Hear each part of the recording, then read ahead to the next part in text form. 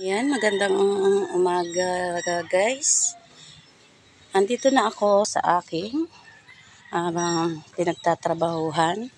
Ayan, wala pa. Masyado pala akong maaga guys. Wala pa akong makasama dito. Ayan yung mga ginagawa niyo. Tumutulong kami dito sa paggagawa niyan. Paghahalo ng simento, buhangin. Ito. Malapit na pala itong matapos guys. Ayan. Ito kasi ay ang tagal lang nito, 45 days. Kailangan matapos ito ng 45 days. Pagkatapos nito guys, wala na naman akong trabaho. Ayan, nganga na naman si Inday kapag wala ng trabaho. Ayan, malapit na siyang matapos. Tsaka yun yan. Ito.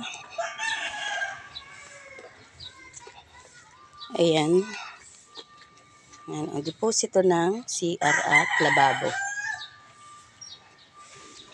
Ayan, malapit na itong matapos guys.